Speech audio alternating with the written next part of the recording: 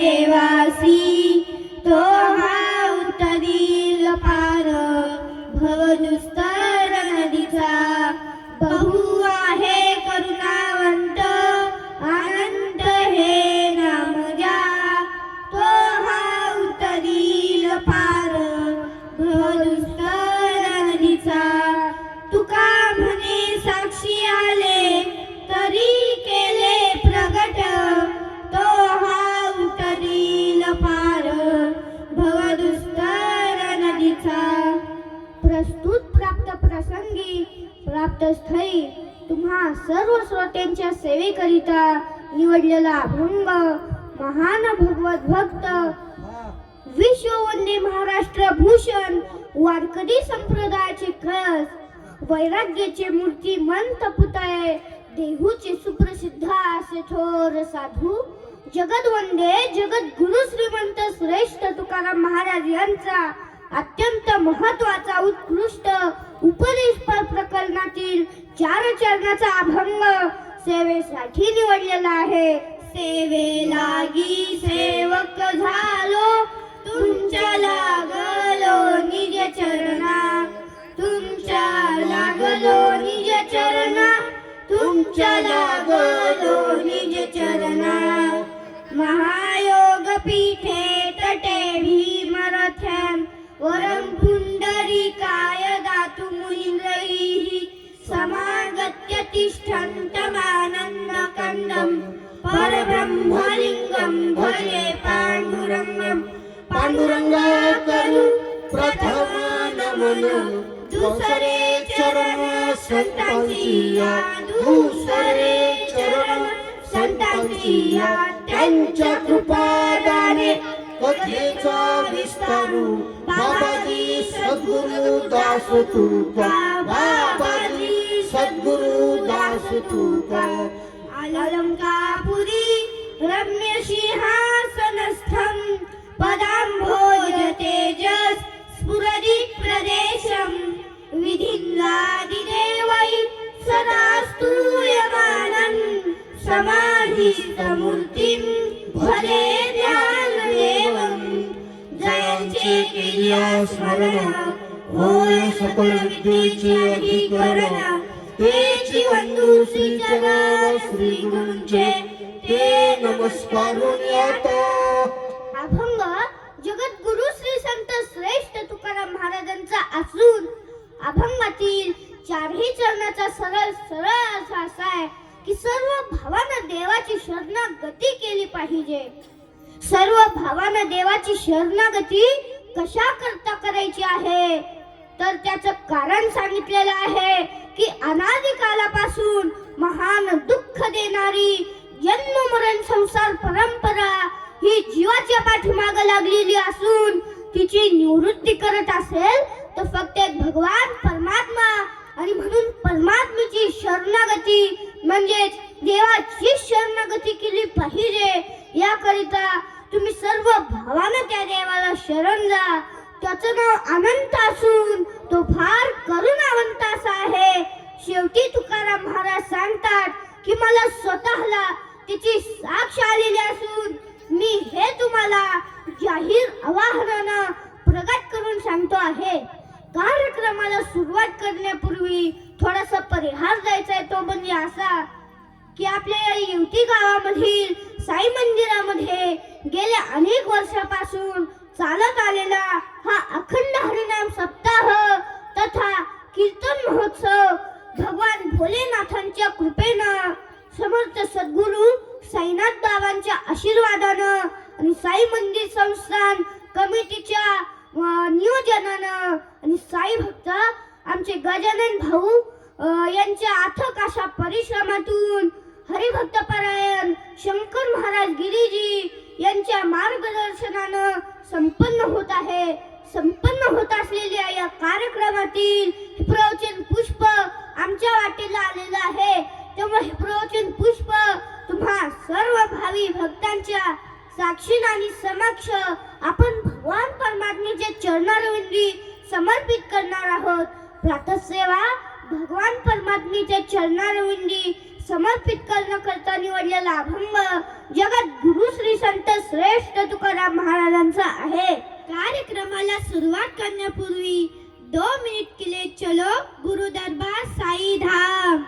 संगम साई श्याम साई भगवान शिरडी के दाता सबसे महान.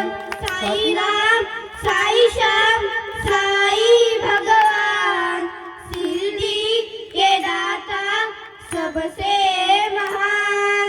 साई चरण की धूल को माथे जो लगाओगे, साई चरण की धूल को माथे जो लगाओगे, पुण्य चारों धाम के फुसड़ी में ही पाओगे. पुण्य चारों धाम के शिरडी में ही पाओगे. होगा तुम्हारा वही कल्याण, शिरडी के दाता सबसे महान. होगा तुम्हारा वही कल्याण, शिरडी के दाता सबसे महान. साई राम साई श्याम साई भगवान शिरडी के दाता सबसे महान. साई राम साई श्याम साई भगवान शिरडी के दाता साई बोल. सबसे महान. हे पहा, आपल्या पाठीमाग जेवढी म्हणून जी जबरदस्त दुःख लागलेली आहे, त्याचं मेन महत्वाचं प्रमुख कारण जर काय असेल तर हा जन्म मरण संसार आहे. म्हणून आपल्या प्रत्येकाच्या जीवनामध्ये एक तत्व ठरलेलं आहे की दुःख गेलं पाहिजे आणि सुख मात्र घर नंबर विचारित आलं पाहिजे. पण सुख तर घर नंबर विचारित येत नाही, उलट त्याच्या पाठीमाग लागूनही ते येत नाहीये. आणि दुःख मात्र आपण झोपेतून उठण्याच्या अगोदरच आपल्याला राम राम घालायला हजर झाल्याशिवाय राहत नाहीये. मग अशी काही गोष्ट आहे म्हणजे दुःख टळत नाहीये आणि सुख मिळत नाहीये. पाहिजे आवड गरज वेगळी आहे आणि प्राप्ती मात्र वेगळी आहे. मग त्या आवडीच्या गरजेच्या विरुद्ध जी प्राप्ती आहे तिची निवृत्ती करायची आहे आणि अप्राप्ताची पुन्हा प्राप्ती करून घ्यायची आहे. आमचे शासका देखील वर्णन करतात. उद्यमे नहि सिद्ध्यन्ति कार्याणि न मनोरथे, नहि सुप्तस्य सिंहस्य प्रविशन्ति मुखे मृगः. म्हणजे त्याचं प्रत्यक्ष कार्यच केलं गेलं पाहिजे. जबाबदारीनं प्रयत्नाची वाट चालत झाली पाहिजे, तेव्हा त्याचा लाभ पदरात पडतो.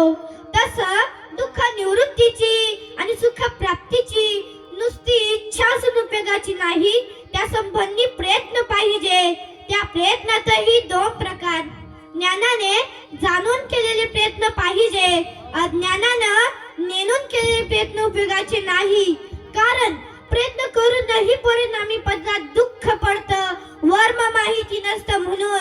म्हणून आपण दुःख निवृत्तीची उपाय संसारात बघतो. तर मुळात संसार असा आहे की माझ्या बहिणाबाई चौधरी म्हणतात, अरे संसार संसार जसा तवा चुल्यावर, आधी हाताने चटके तेव्हा मिळते भाकर.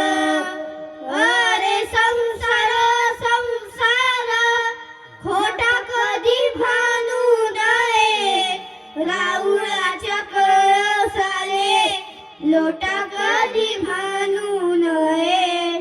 अरे संसार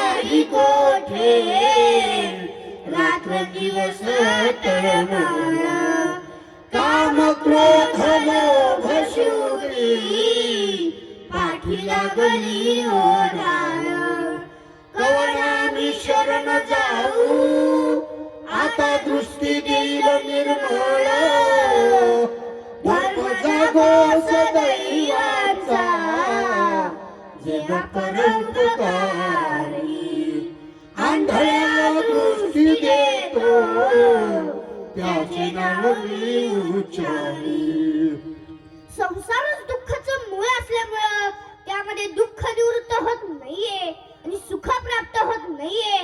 एक जण दुसऱ्या जणाला म्हटला, संपतराव एकुलता एक मुलगा आहे पण माझं ऐकत नाही. तेव्हा ते संपतराव म्हटले, गणपतराव तुमचं ऐकत नसेल पण माझी शिव्या देतात. आता हे ज्याची शिव्या देत होते ना तेव्हा तो तिसऱ्या माणसाला सांगू लागला, म्हटलं काय करावं, 2 मुलं आहे, त्यांचं लालन पालन केलं, त्यांचे लाड कौतुक केले, त्यांचं शिक्षण केलं, स्वतःचा जीव धोक्यात घातला, कधी चैनबाजी केली नाही, कधी आम्हाला चांगले कपडे वापरले नाही, कधी पायात बूट घातला नाही, एसटीत भाडं लागतं म्हणून शक्य तेवढा पायी पायी प्रवास केला आणि या पोरांसाठी केलो. ते पोर आज मला शिव्या देतात. तेव्हा तो तिसरा मनुष्य म्हणे, बाबा तुमचे फक्त शिव्याच देतात, माझे दिवस खाली जाऊ देत नाही, रोज घराच्या बाहेर हकालपट्टी, तरी सुद्धा म्हटलं पठ्य घर सोडित नाही, तिथंच राहतो, तिथंच त्यांची पोरं सांभाळतो, तरी सुद्धा कुठं कीर्तनाला जात नाही. आणि मी जे बोलतो त्याला शास्त्र पुरावा आहे. शास्त्रकारांनी त्याला निर्लज्ज म्हटलेलं आहे. तत्तारुण्यम तरुणी हृदयानंद जनकम निशीर्नादम तालीम निजगतिर्भवेष्टि शरणम जडी भूता दृष्टी श्रवण रहितं कर्मयुगलं मनोमे निर्लज्जं तदपि विषभ्यास प्रहयति. तुकोबराय म्हणतात, पाय देऊ म्हणता माझे तीही कैसा मोकलीलो, पाय देऊ म्हणता माझे परदेशी नाही कोणी अंध पागुळ झालो. आता करी माझी चिंता दान देई भगवंता, आता करी माझी चिंता. मनात निर्लज्जता बाळगतो, पुन्हा विषयाची ठिकाणी रममान होतो, त्यातला हा प्रकार आहे. म्हणून जगात कुणीही सुखी नाहीये. आमचे कबीरदास महाराज म्हणतात, जो देखे सो दुखिया बाबा सुखिया कोई नहीं रे. जो देखे सो दुखिया बाबा. ज्याला बघाल तर तुम्हाला दुःखी सापडेल. म्हणून मी नेहमी सांगत असते, काही काही माणसं जरी दिसताना श्रीमंत दिसत असले तरी ते दुःखाने तितके श्रीमंत असतात. म्हणजे त्यांच्याकडे तेवढ्याच प्रमाणात तेवढ्याच मापात दुःख असतं. आमचे समर्थ रामदास स्वामी म्हणतात, जगी सर्व सुखी असा कोण आहे, विचारी मना तुझी शोधून पाहे. जगात सुख नाही, असेल तर पूर्ण नाही, पूर्ण असेल तर सर्व काळ टिकणार नाही. मग प्रथमतः हा विचार करा की आपलं दुःख घालवण्यासाठी आपल्या ज्याच्याकडे जायचं आहे त्याच्याकडे दुःख बिलकुल नसलं पाहिजे, सुख भरपूर प्रमाणात असलं पाहिजे. तुम्ही अशीकडे जा, तुमचं दुःख निवृत्त होईल, तुम्हाला सुख लाभ उपभोगायला मिळेल. मासा जगतामध्ये सुखाने समर्थ समृद्ध असं प्रत्येक भगवान परमात्मा आहे. तुकोबराय म्हणतात, सुख रूप ऐसा तुझा कोण सांगा, माझ्या पांडुरंगा सारी खातो. सुख हा देवाचा गुण नसून सुख हे देवाचं रूप आहे. कारण गुण म्हटलं का तो आगमफळाणारा जाणारा असतो, पण रूप म्हटलं का ते नित्याचं आहे, कायमचं आहे. देवाचं स्वरूपच असं आहे. विटेवरी नीट आनंदाचा कंद विटेवरी नीट आनंदाचा कंद तुकानाचे छंदे नाम घोसे करियात बापा स्वहिताचा स्वार्थ करियात बापा स्वहिताचा स्वार्थ कंद म्हणजे मूळ स्वरूप त्याचा आनंद आहे आणि सुख आहे. ही गोष्ट सर्व संतांनीच निर्विवादपणाने मान्य केलेली आहे.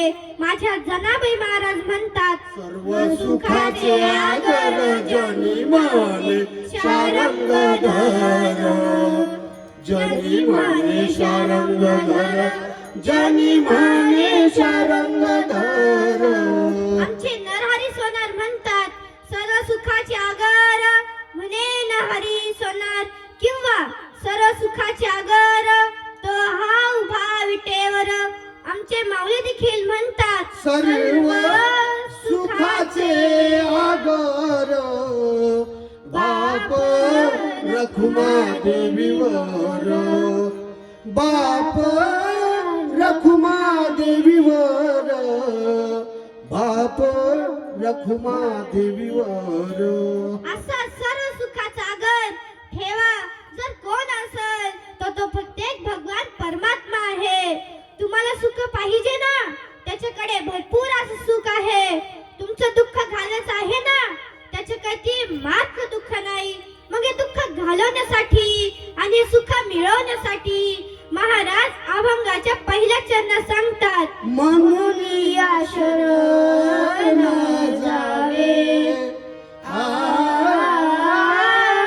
म्हणून या शरण जावे सर्व भावे हे देवासी सर्व भावे देवासी तो उतरील पार तो उतरील पार. महाराज अभंगाच्या पहिल्या चरणात म्हणून हा जो शब्द वापरतात, कारण म्हणून म्हटलं का त्याचे संदर्भ निघतात, मुद्दे तयार होतात. जसं एखाद्यानं विचारावं का हो प्रत्येकाने पांभर काढली, पेरायला सुरुवात केली, तुम्ही का बरं डोक्याला हात लावून बसलात? तो म्हणतो काय करावं, यंदा पाऊसही चांगला झाला, शेतीची मशागतही चांगली केली, बियांनाही उत्तम प्रकारचं भरलं, खतही भरपूर भरून ठेवली. आता योग्य आपसा पेरायचा टाइम हिशोबाने बैलाच गेला म्हणून डोक्याला हात लावून बसलं. हे जसं महत्वाचं आहे तसं दुसरं उदाहरण, जसं एखाद्यानं विचारावं का हो चेहरा पार उतरला का बरं म्हणून, काही डोकं बिकं दुखत का? तो म्हटलं तसंही काही नाही बा. मग काही थंडीत ताप आणून येतो का? तो म्हटलं तसंही काही नाही बा. मग काही लोकांचे कांद्याचे भाव ऐकून काही पोटात दुखत का? तो म्हटलं तसंही काही नाही बा. मग काही कोरोनाचे लक्षणं भिक्षण दिसतात का? तो म्हटलं तसंही काही नाही बा. तसंही काही नाही म्हणता आणि चेहरा तर पार उतरला का बरं म्हणून. तो म्हणतो खरं सांगू का, गंगेच्या आईच्या जीवाला बरं नाही ना म्हणून. आता गंगेच्या आईच्या जीवाला बरं नसण्याचं तुमचा चेहरा उतरण्याचं काय कारण? असं कारण आहे द्या सोडून. तसे महाराज अभंगाच्या पहिल्या चरणात म्हणून हा जो शब्द वापरतात, कारण म्हणून म्हटलं का त्याचे संदर्भ निघतात, मुद्दे तयार होतात. इथं 4 मुद्दे तयार झालेत. तर पहिला मुद्दा आहे कोणी शरण द्यायचं, दुसरा मुद्दा आहे कोणाला शरण द्यायचं, तिसरा मुद्दा आहे का शरण द्यायचं, चौथा मुद्दा आहे कसं शरण द्यायचं. या 4ही मुद्द्यांचा विचार आपण आपल्या नियोजित वेळेत करण्याचा प्रयत्न करणार आहोत. तर पहिला मुद्दा आहे कोणी शरण द्यायचं, तर जीवाने द्यायचं. कारण जीवाला शरण जाण्यासाठीच देवाने पाठवलेलं आहे म्हणून जायचंय. याही पेक्षा या मनुष्य शरीरामध्ये उच्च कुटीचं ज्ञान साधनी सामुग्री दिलेली आहे म्हणून जायचंय. आणि इतर जन्माची दिलेली नाही. कुणी शास्त्रकार देखील वर्णन करतात, आहार निद्रा भय मैथुनानी समानि चैतानि नूनां पशूनां ज्ञानं नराणाम् अधिको विशेषो ज्ञानेन हीन पशुभे समानः ज्ञानं नराणाम् अधिको विशेषो विशेष अधिक ज्ञान देवाने माणसांच्या ठिकाणी दिलेलं आहे तसं ते इतर जन्मात दिलेलं नाही म्हणून तुकोबाराय म्हणतात पशु काय पाप पुण्य जाणती उत्तम मध्यम भोग भोगिती म्हणून हे ज्ञान पशुपाश्वादिकांच्या ठिकाणी नाहीये म्हणून जे जे माणसं असतील त्यांनी देवाला शरण जायचंय तर कोणी शरण जायचं तर माणसांनी जायचं आता कोणाला जायचंय हो तर जीवानं जडाला शरण जायचं नाहीये कारण जड हे कार्य रहित आहे त्याला शरण जाऊन काय उपयोग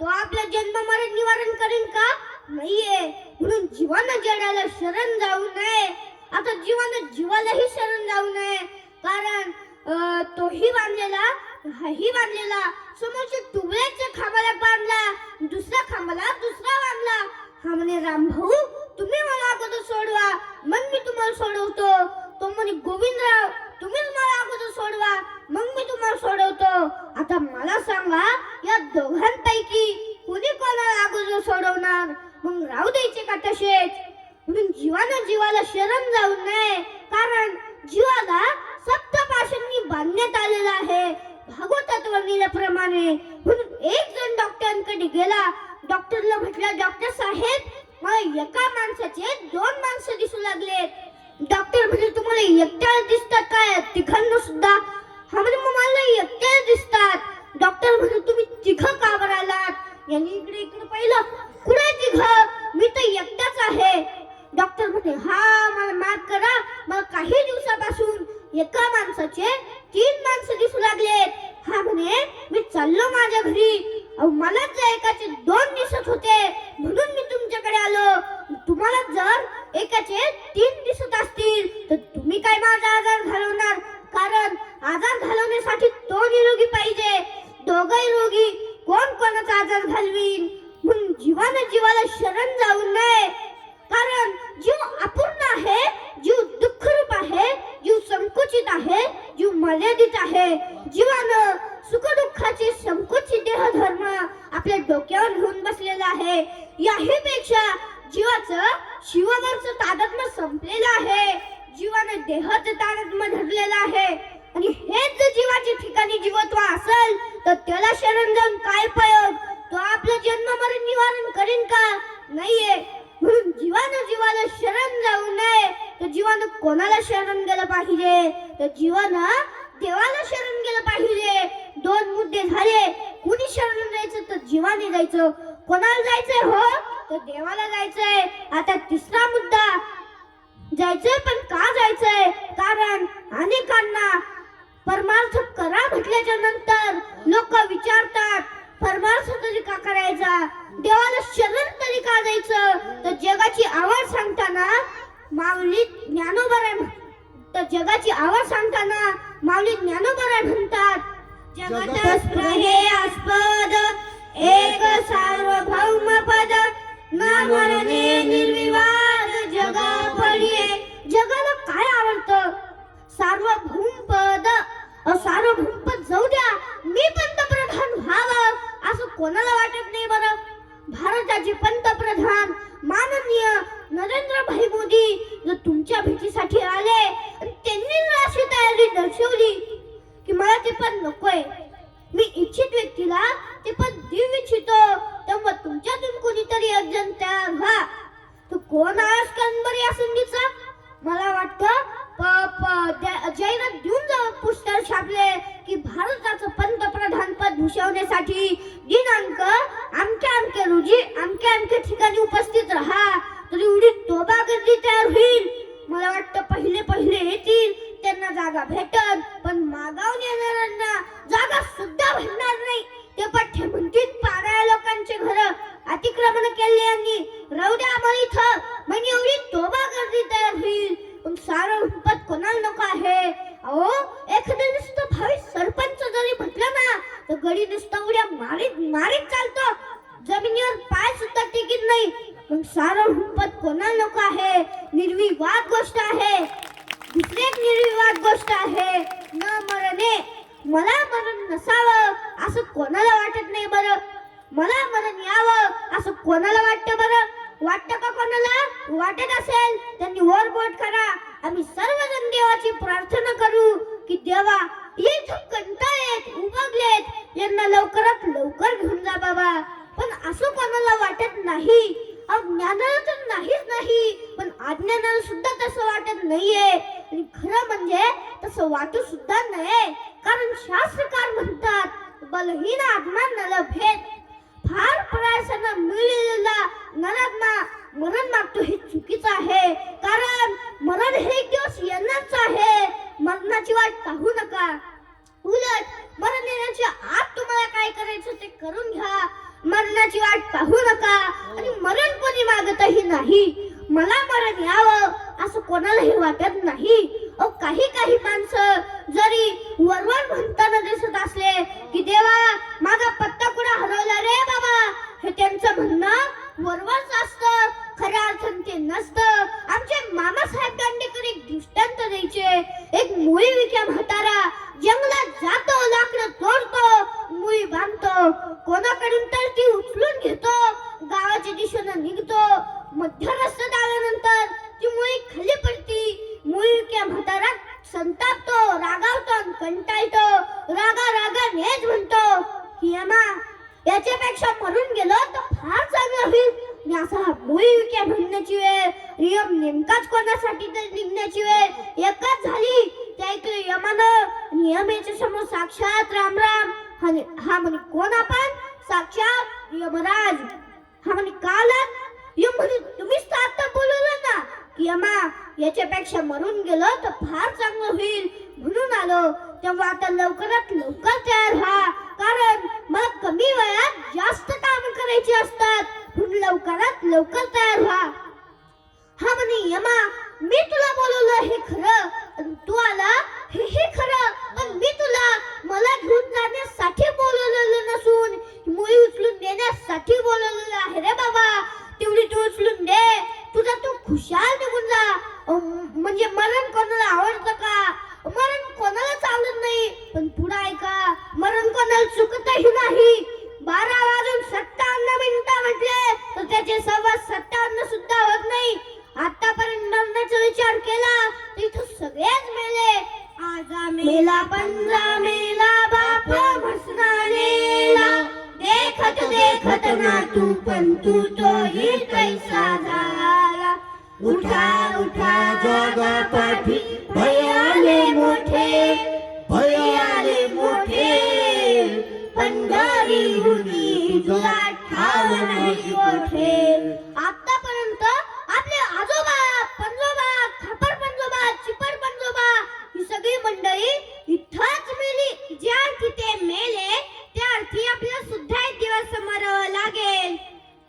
तुझा ना भरोसा ना माझा भरोसा, जग हे कुणाचे तू सांग भल्या मानसा. असो चूल माती आणि मीठ भाकर, नाम हरीचे मुखी गोड साखर. सोडून दे रे धनाच्या तुला लसा, जग हे कुणाचे तू सांग भल्या मानस. इथं तर काळाने अवघ्या जगाचा ग्रास केलेला आहे. तशी तर ही भाड्याचीच खोली आहे, आणि तुम्हाला माहिती आहे की भाड्याच्या खोलीला कुणी रंगरंगोटी करत नाही. जिंदगी एक किराए का घर है, एक ना एक दिन बदलना पड़ेगा. मौत जब तुझी को आवाज देगी, घर से बाहर निकलना पड़ेगा. बाप बेटे ये भाई भतीजे, तेरे साथी है सब जीते जीते. अपने आंगन से उठना पड़ेगा, अपनी चौखट से टलना पड़ेगा। जिंदगी एक किराए का घर है, एक ना एक दिन बदलना पड़ेगा। इथं देवाचे 10 अवतार झालेच का नाही? 88,000 ऋषी इथं गेलेच का नाही? अवघ्या जगाचा नाश इथं झालाच का नाही? येथे नाही उर आले अवतार, येरते पामर जीव केते, येरते पामर जीव किती। इथून काहींनी या मरणावरती मात करण्यासाठी बरीचशी खटपट केली, पण शेवट सक्सेसफुल मात्र झाली नाही. उदाहरणार्थ हिरण्यकश्यपू, त्यानं ब्रह्मदेवाला प्राप्त करून घेतलं. रात्री मरण नको, दिवसा नको, घरात नको, बाहेर नको, सजीवाकडून नको, निर्जीवाकडून नको, स्त्रीकडून नको, पुरुषाकडून नको, शस्त्राने नको, अस्त्राने नको, म्हणजे मरणच नको असं तर काही म्हणता येईना. पण युक्तिप्रयुक्तीनं मात्र त्यानं तेच मागितलं. आणि मरण हा मृत्यू लोकातला नियम न पाळण्याचा त्याचा हेतू होता. या नियमावरती ईश्वरानं त्याला किती वर्ष जगू दिलं? नामदेवांचा अभंग आहे. एक अर्बुद 60 कोटी देखा, 30 लक्ष 10 सहस्र लेखा, 7 शते 9 मास माप, तया हिरण्यकश्यपा काय झाले? हिरण्यकश्यपूचं आयुष्य 1 अब्ज 7 कोटी 30 लक्ष 10,709 महिने. उद्या पुन्हा विचारीन बर का, पुन्हा एकदा सांगतो. 1 अब्ज 7 कोटी 30 लक्ष 10,709 महिने. तिथं आपले 60 वर्ष आणि 2 महिने कुठं? तरी एवढी छाती भोगवतो, कोणाला ना मानित नाही. माझ्यापेक्षा मोठा कोण आहे असं म्हणतो, लोकांचे बांध करतो. अरे बाबा, तुझा इथं कधी फुटवाल फुटन त्याचा तपास लागणार नाही. जरा सावध राहा. खाली मोठी क्रमशः यादी दिलेली आहे. 14 चौकड्या लंकानाथा, 99 सहस्र राया दशरथा, तेही गेले स्वर्गपंथा, मागे सर्वथा नुरलेची.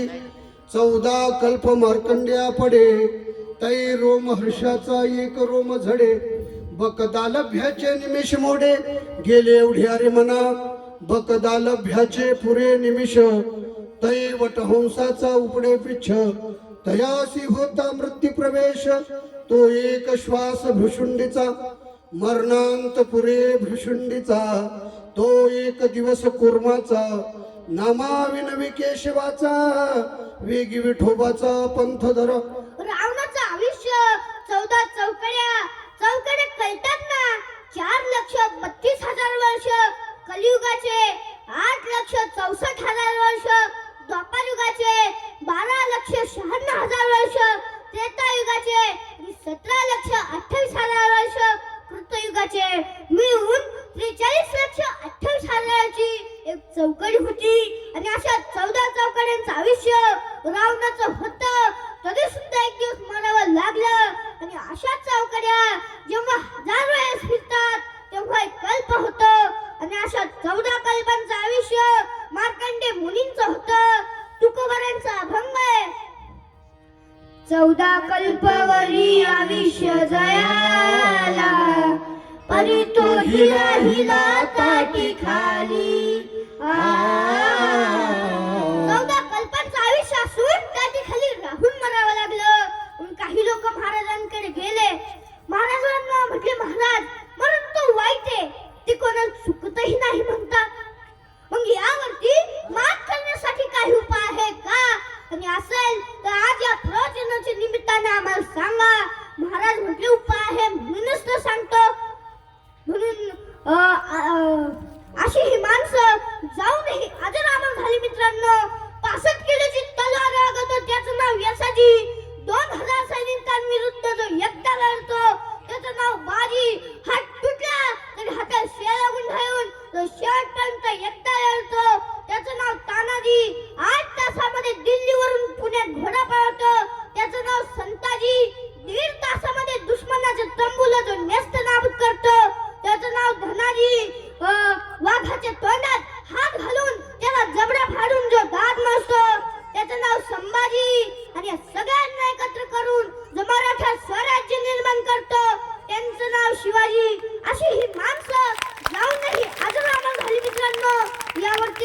गोष्ट सांगतो, मरावे परी कीर्तिरूपी जगी उरावे.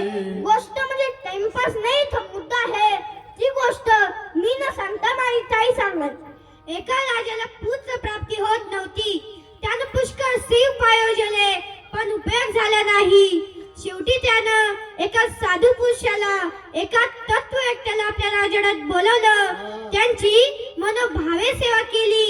एक दिवस साधू प्रसन्न झाले असताना राजानं आपल्या मनातली गोष्ट साधूला सांगून दिली की म्हटले, महाराज, मला पुत्र प्राप्ती होत नाहीये, तेव्हा ती तुमच्या आशीर्वादाने व्हावी अशी इच्छा आहे.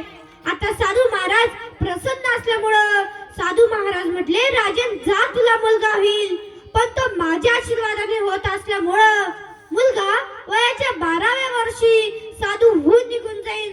राजा म्हटला, पहिला तो मुलगाच होत नव्हता, आता होईल म्हणतात तोही निघून जाईल म्हटलं. राजा म्हटला, जाऊन द्या, होतंय ना, पुढचं पुढं बघू. काही दिवस गेले, राजाला पुत्र प्राप्ती झाली. राजानं एकांतामध्ये एक मोठासा राजवाडा बांधला. तिथे राजपुत्राची रवानगी केली. आता राजपुत्राला 12 वर्ष पूर्ण होण्याचा योग आणि योगायोगानेच राजाला परदेशात, परदौऱ्यावरती, परचक्रावरती चालून जाण्याचा योग एकत्र आला. राजानं प्रधानाची नियुक्ती केली. राजा निघून गेला. एक दिवस प्रधान जेवण घेऊन गेले असताना राजानं प्रधानाला विचारलं, प्रधानजी, मी राजपुत्र आहे का कैदी आहे? प्रधान म्हटले, तुम्ही राजपुत्र आहात. हा म्हणे, मला कैद्यात का ठेवला? सोडा, मला बाहेर काढा, रथावरती तर बसू द्या, नगरी तर पाहू द्या, म्हणजेच मला राजाच्या पश्चात कारभार तरी पाहता आला पाहिजे. ते प्रधानाला पटलं. प्रधानाने एक मोठासा रथ मागितला. तो हिरे माणिक मोत्यांनी सजवला. त्याच्यावरती मखमली असं भरजरी वस्त्र टाकलं आणि त्याच्यावरती राजपुत्राला बसवलं. स्वतः प्रधान रथाचं सारथ्य करण्यासाठी पुढे बसले आणि रथ गावाच्या दिशेने निघाला. पुढचा एक प्रसंग आहे. एक म्हातारा मनुष्य काठी टेकत टेकत असा खोकत खोकत समोरून येत होता. आता राजपुत्रानं असा म्हातारा मनुष्य कधी पाहिलाच नव्हता. त्यानं प्रधानाला विचारलं, प्रधानजी, हे काय चाललंय रस्त्यानं? प्रधान म्हटले, हा माणूस आहे. राजपुत्र म्हणे, असा माणूस असा असतो? प्रधान म्हटले, माणूस असा नसतो, पण कालांतराने असाच होतो. राजपुत्र म्हणे, असं? माणसाला म्हातारा पण व्हावं लागत? मला सुद्धा म्हातारा व्हावं लागेल. राजपुत्रानं तोही प्रसंग गाठ रूपाने आपल्या चित्तात बांधला आणि रथ पुढे निघाला. पुढचा एक प्रसंग आहे. एक मेलेला मनुष्य चौघांच्या खांद्यावरती झोपून चालला होता. आता राजपुत्रानं असा मेलेला मनुष्य कधी पाहिलाच नव्हता. त्यानं प्रधानाला विचारलं, प्रधानजी, हा मनुष्य असा चौघांच्या खांद्यावरती झोपून का चालला आहे? प्रधान म्हटले, हा कायम स्लीप झाला. राजपुत्र म्हणे, म्हणजे काय झालं? प्रधान म्हटले, तो मेला. हा म्हणे, म्हणजे काय झालं? प्रधान म्हटले, त्याच्यातलं चैतन्य निघून गेलं. राजपुत्र म्हणे, आता याला कुठे नेतायत? प्रधान म्हटले, याला स्मशानात नेणार, पेटून देणार, याची 3 चिमट्या राख होणार. राजपुत्र म्हणे, असं? माणसाला मरावं पण लागत? मारा सुद्धा मरावं लागेल. प्रधान म्हटले, याते संशय, मृत्यू लोकातले सर्व नियम सर्वांसाठी सारखेच असतात, तुम्हाला सुद्धा मारावं लागेल. राजपुत्रान तोही प्रसंग गाठ रूपाने आपल्या चित्तात बांधला आणि रथ पुढे निघाला. पुढचा एक विरुद्ध प्रसंग आहे. एक म्हातारा मनुष्य काठी टेकत टेकत खोकत खोकत असं खोकत खोकत समोरून येत होता. आता राजपुत्रानं असा म्हातारा मनुष्य कधी पाहिलाच नव्हता. त्यानं प्रधानाला विचारलं, प्रधानजी, हा मनुष्य असा चौघांच्या खांद्यावरती झोपून का चालला आहे? प्रधान म्हटले, कायम स्लीप झाला. हा म्हणजे काय झालं? प्रधान म्हटले, तो मेला. हा म्हणजे काय झालं? प्रधान म्हटले, त्यातलं चैतन्य निघून गेलं. राजपुत्र म्हणे, आता याला कुठे नेतात? प्रधान म्हटले, याला स्मशानात नेणार, पेटून देणार, याची 3 चिमट्या राख होणार. राजपुत्र म्हणे, असं? माणसाला मरावं पण लागत? मला सुद्धा मरावं लागेल. प्रधान म्हटले, याते संशय, मृत्यू लोकातले सर्व नियम सर्वांसाठी सारखेच असतात, तुम्हाला सुद्धा मरावं लागेल.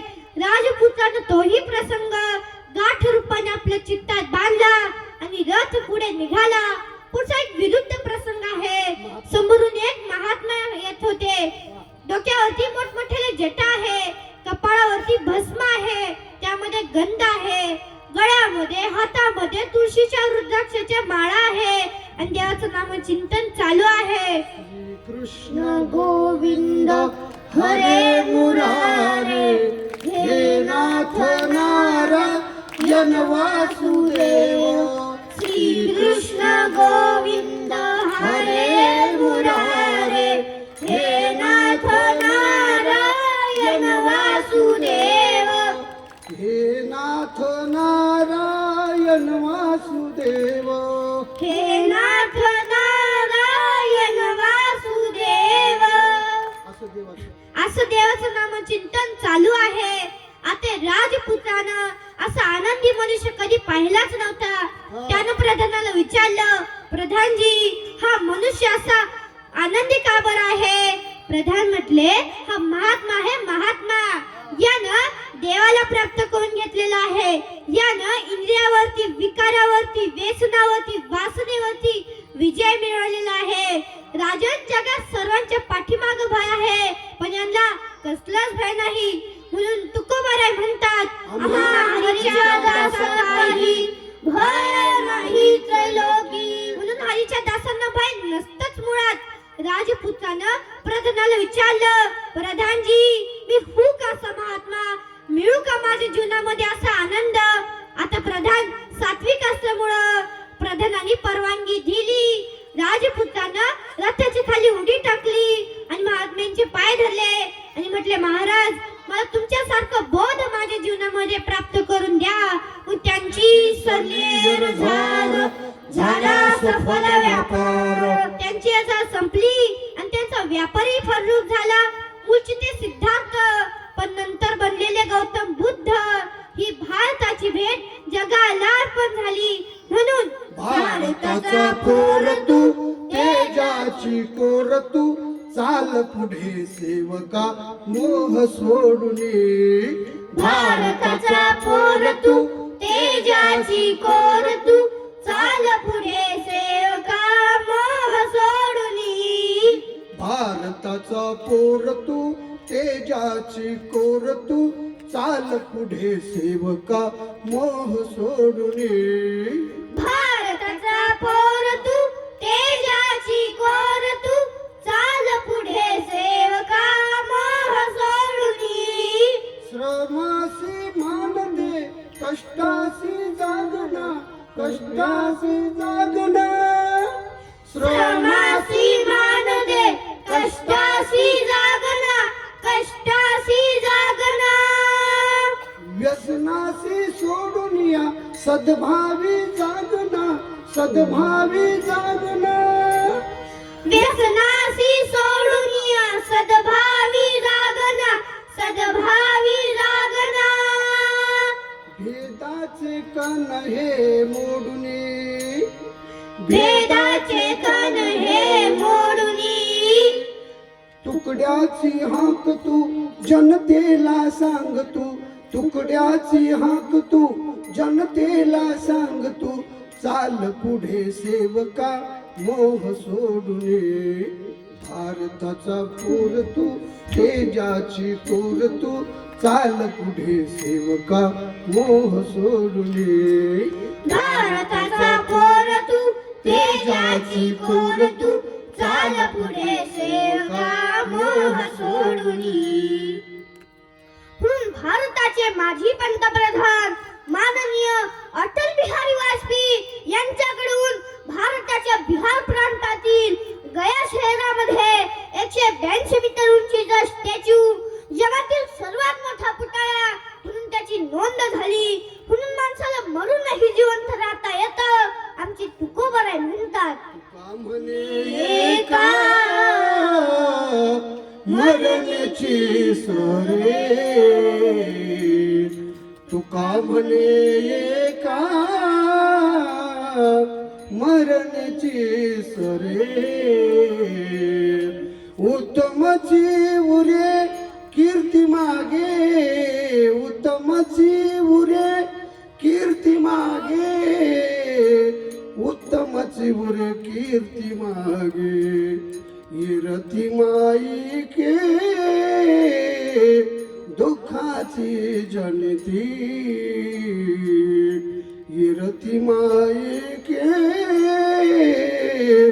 दुःखाची जनती असं शरण गेलं तर तो काय करतो हे दुसरं चरण आहे. तो हा उतरील पार भवदुस्तर नदीचा तो तुम्हाला या भवसागरातून पहिल्या तीराला नेतो म्हणून तुकोबराय म्हणतात. भवसागर तरता कार्य करीतसा चिंता पहिलं उभा दाता कटी कर ठेवूनिया त्याचे पायी घाला मिठी मोलन घे जग जेठी. म्हणून संतांनी देवाकडे विनंती केलेली आहे. नाव किनारे लगाओ प्रभुजी नाव किनारे लगाओ नदिया गहरी नाव पुरानी डूबत जहाजत राव प्रभुजी नाव किनारे लगाओ प्रभुजी नाव किनारे लगाओ. सेवेला पूर्ण विराम. यामध्ये मी जे काही बोललो त्यामध्ये तुम्हाला जे काही योग्य वाटत असेल ते आमच्या सद्गुरूंचं आहे. जे काही अयोग्य बोललेलं असेल ते आमचे बुद्धीचे दोष आहे ते आमचे आम्हाला परत करा. सेवेला पूर्ण विराम. तुमच्या समोर ना तरी बालक बोबडा बोली का वाकुडा विचुका पावली ते चोज करून माऊली रिझे जेवी.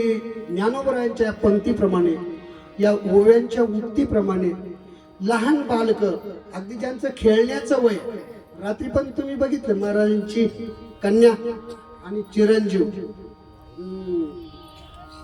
अगदी गोदावरी मुंडेंचा आवाज ज्या कॅसेटी प्रसिद्ध झाल्या होत्या मागे त्या कॅसेटीलाही एक कणभर सरस आवाज दीदीचा आहे आता तयार. आणि वय किती आहे लेकरांचं 8 ते 10 वर्षाच्या आसपासची लेकरं ती. आणि हे या वयाची इतर मुलं माती खेळताना दिसतील तुम्हाला गल्लीमध्ये. आणि ही जी मुलं आहे ही ज्यांच्या त्यांच्या क्षेत्रामध्ये अगदी योग्य दिशेने यांची वाट चालू आहे सध्या. ते गायनामध्ये परफेक्ट आहेत हे प्रवचनामध्ये. आणि हे दिवसेंदिवस हे घडत जाणार आहे. या प्रत्येक अनुभवातून ते आपोआप एक एक प्रक्रिया पादाक्रांत करत पुढे चाललेली ही वाट सुरू आहे या मार्गावरची. आणि आबासारख्यांचं ज्यांना सानिध्य मिळालं अशी बरीच आळंदीत सुद्धा त्यांच्या जीवनाचं सोनं झालेलं आहे महाराज. ही परीस आहेत हा हे आळंदीतले परीस आहेत.